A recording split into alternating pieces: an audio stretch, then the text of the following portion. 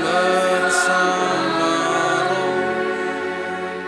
Inilah Injil Yesus Kristus menurut Santo Matius.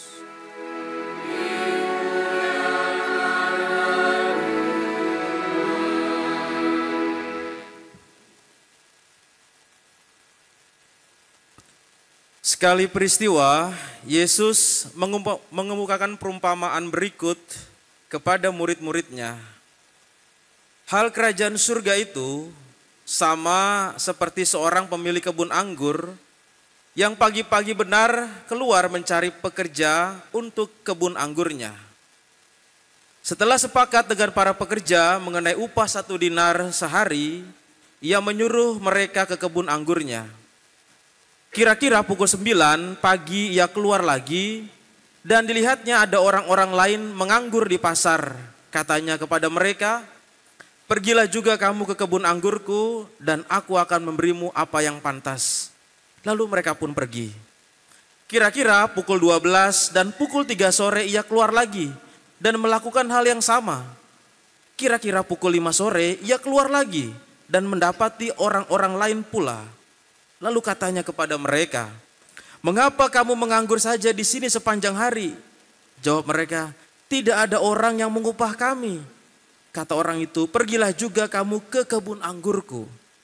Ketika hari sudah malam, berkatalah pemilik kebun anggur itu kepada mandornya, "Panggillah pekerja-pekerja itu dan bayarkanlah upah mereka, mulai dari yang masuk terakhir sampai kepada masuk yang pertama." Lalu datanglah mereka mulai yang bekerja kira-kira pukul 5 sore. Dan mereka masing-masing menerima 1 dinar. Kemudian datanglah mereka juga yang masuk pertama. Mereka mengira akan mendapat lebih besar. Tetapi mereka pun menerima masing-masing 1 dinar saja. Ketika menerimanya mereka bersungut-sungut kepada pemilik kebun itu, katanya, "Mereka yang masuk terakhir ini hanya bekerja 1 jam. Dan engkau menyamakan mereka dengan kami yang sehari suntuk bekerja berat dan menanggung panas terik matahari." Tetapi pemilik kebun anggur itu menjawab seorang dari mereka, "Saudara, aku tidak berlaku tidak adil terhadap engkau. Bukankah kita telah sepakat 1 dinar sehari? Ambillah bagianmu dan pergilah. Aku mau memberikan kepada orang yang masuk terakhir ini sama seperti kepadamu. Tidakkah aku bebas mempergunakan milikku menurut kehendak hatiku? Atau iri hatikah engkau karena aku murah hati? Demikianlah orang yang terakhir akan menjadi yang pertama, dan yang pertama akan menjadi yang terakhir." Demikianlah sabda Tuhan.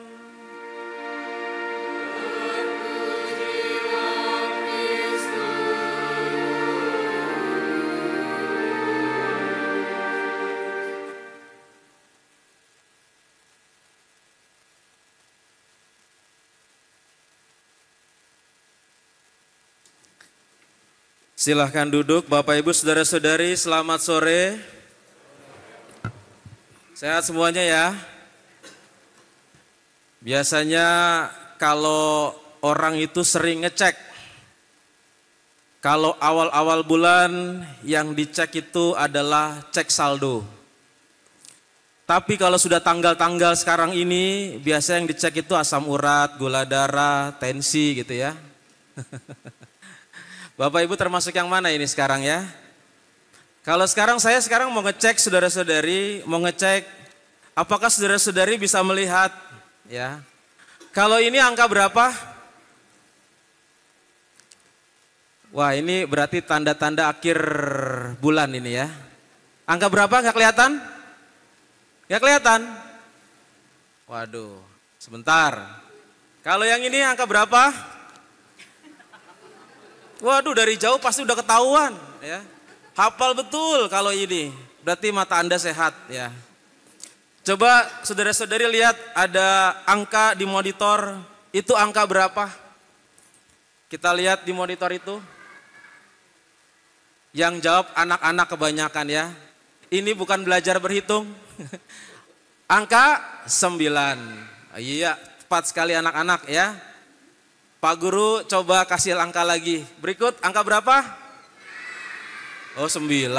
Angka berapa? 6 ya. Betul sekali, ini kayak sekolah minggu ya. Ya, sekarang Bapak Ibu perhatikan ini angka berapa yang berikutnya?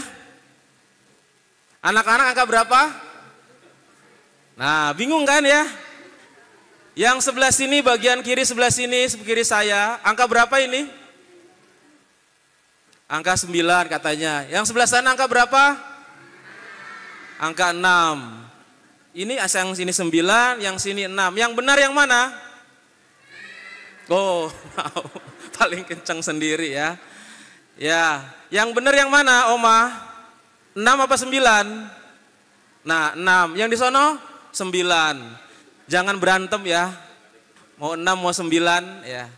Saudara-saudari, ini angka 6 dan 9 tergantung dari mana kita melihat.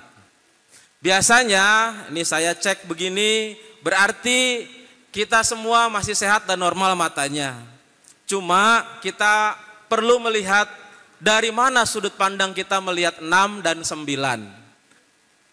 Saudara-saudari, ini yang terjadi dalam apa yang kita dengarkan dalam bacaan yang kita sudah resapi bersama. Sabda Tuhan ini yang kita dengarkan dalam Injil memiliki hal yang sama. Tadi sebelah sini bilang 6, di situ bilang 9. Ada persepsi yang berbeda. Sama seperti juga yang diceritakan dalam perumpamaan oleh Yesus ini, ada persepsi yang berbeda antara pekerja dan tuan tanah. Dan nanti akan ditunjukkan antara umat manusia dan Allah Sang Pencipta. Berbeda persepsinya. Tentu ada yang paling benar dari sudut yang paling benar yang harus kita ikuti. Nah, mari sekarang kita coba lihat ya, supaya tidak berantem. Baik 6 maupun 9, sekarang kita masuk dalam cerita dari kitab suci. Yaitu perumpamaan tentang tuan tanah yang punya kebun anggur dan para pekerja. Dalam kisah itu ada pekerja-pekerja yang didatangkan dari luar masuk ke dalam kebun anggur. Yang pertama bekerja biasanya jam 6. Itu jam kerja dalam tradisi Yahudi jam 6 pagi sampai dengan jam 6 sore.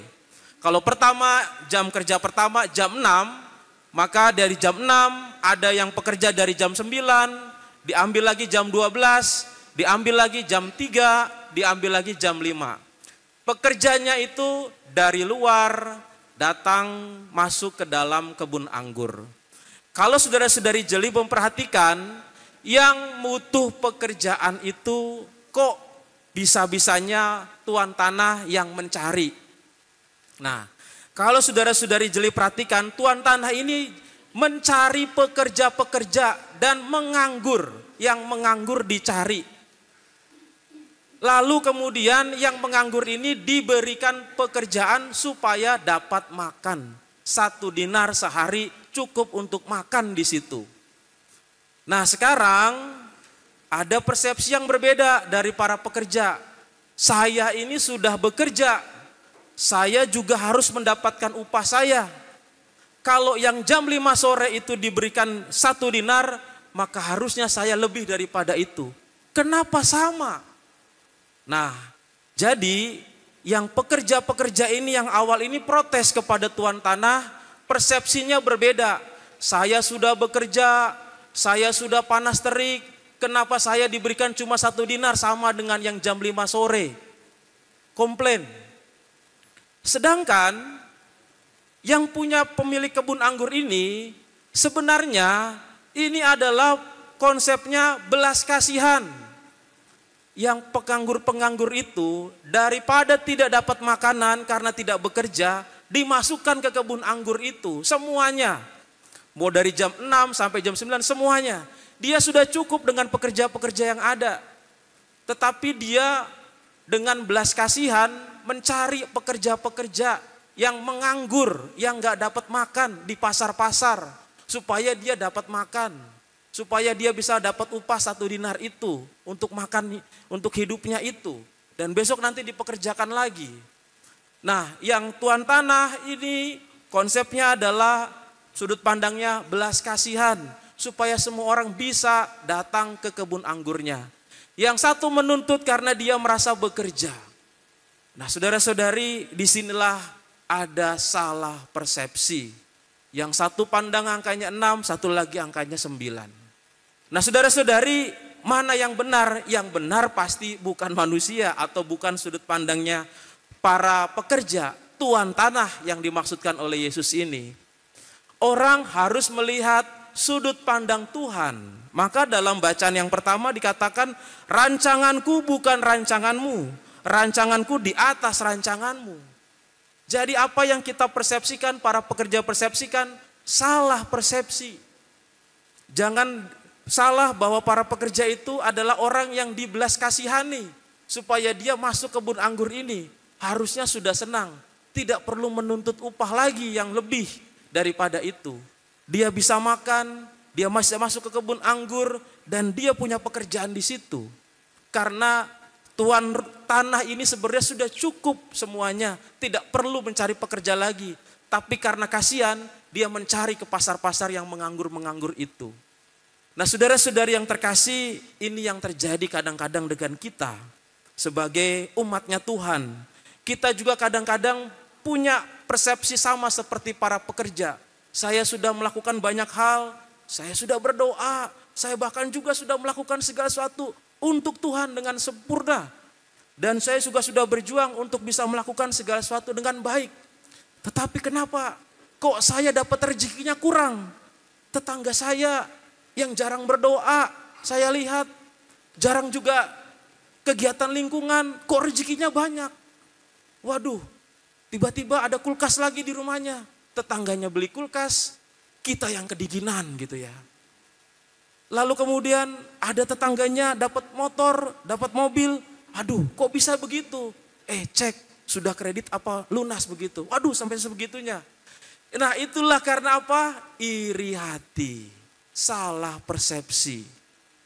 Kalau kita memandang dari sudut pandang Allah, yang namanya rahmat diberikan dengan cuma-cuma dan belas kasihan. Kalau Allah yang maha baik itu punya yang namanya belas kasihan pada jam 5 sore tadi. Satu saat kita seperti orang yang di jam 5 sore tadi, kita juga merasa beruntung. Maka kita tidak boleh memprotes kemurahhatian Allah atau apa yang terjadi dalam hidup kita. Kenapa para pekerja ini protes? Selain salah persepsi dan salah pandang, bahwa para pekerja ini juga salah motivasinya. Motivasi yang dia peroleh atau dia lakukan adalah bekerja untuk mendapatkan upah. Seseorang yang beriman kepada Tuhan melakukan perbuatan baik itu motivasinya beda-beda loh saudara-saudari. Sama seperti waktu Bapak Ibu ketika melihat anak-anaknya masih SD, TK, sampai kuliah. Coba Bapak Ibu perhatikan. Nah, waktu kelas 1 SD nih ya. Nah, awas ya kalau kamu nggak naik, kamu harus belajar loh ya. Kalau nanti rapot kamu jelek, kamu gak naik kelas loh, nanti malu sama teman-teman. Ditakut-takutin. Anaknya belajar langsung, dapat nilai bagus. Belajar karena takut, gak naik kelas, ditakut-takutin nanti malu segala macam. Naik sedikit kelas 5, nah nanti kalau kamu lulus ujian, papa belikan kamu sepeda. Ya belajar dia, lulus, dibelikan sepeda. Bisa belajar karena diiming-imingi. Diiming-imingi apa? Sepeda. Tapi kalau sudah kuliah saudara-saudari, apakah saudara-saudari begitu juga? Enggak. Bahkan kuliah juga dia bekerja sendiri, kalau bisa bekerja dari keringatnya sendiri untuk kuliah sambil kerja. Dan belajar karena kesadaran. Nah orang beriman tentu seperti itu juga kadang-kadang punya konsep yang sama. Awas kamu harus berdoa, hati-hati kalau nggak berdoa, nanti kalau kamu nanti ajalmu tiba masuk neraka, ditakut-takuti. Lalu kemudian juga motivasi orang beriman, ayo ke gereja, ayo bisa lingkungan segala macam, nanti upahnya surga, diiming-imingi. Nah, sekarang yang berikutnya adalah kesadaran. Para pekerja ini masih di level pertama dan level kedua, diiming-imingi dan ditakut-takuti. Nah makanya dia persepsinya salah. Harusnya kesadaran ketika kita berbuat baik, karena Allah itu sudah berbuat baik, Syukur-syukur kita sudah dimasukkan ke kebun anggur. Syukur-syukur kita sudah diselamatkan. Tidak perlu menuntut banyak, Allah pasti akan memberikan kita lebih banyak lagi. Karena Allah itu murah hati. Kalau yang jam 5 diperlakukan seperti itu, kita pada saatnya juga ketika seperti jam 5 sore diperlakukan yang sama. Maka kita melakukan yang baik, berdoa ke gereja, motivasinya bukan karena itu, tapi karena apa? Kesadaran karena Allah sudah berbuat baik kepada saya. Sama seperti di lalu lintas berhenti di lampu merah bukan karena ada pak polisi, tapi kalau saya terobos nanti mencelakakan orang lain, nanti mencelakakan diri sendiri, kasihan keluarga di rumah, itu kesadaran. Nah, pekerja ini harus mulai merubah cara pandangnya. Nah, maka saudara-saudari, apa yang harus kita lakukan? Transformasi. Dari sudut pandang transformasi. Transformasi juga harus hati-hati nih, karena transformasi juga bisa salah pandang. Transformasi itu bukan ditransfer kantong langsung terisi ya. Bukan. Transformasi artinya adalah perubahan cara pandang.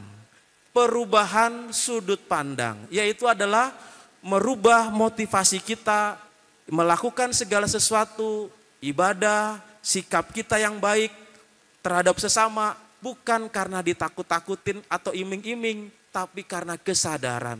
Sehingga apa yang kita lakukan sungguh menjadi suatu persembahan kepada Tuhan. Dan kita yakin Tuhan yang berbelas kasih juga melakukan yang sama belas kasihnya kepada kita. Semoga Tuhan memberkati kita. Amin.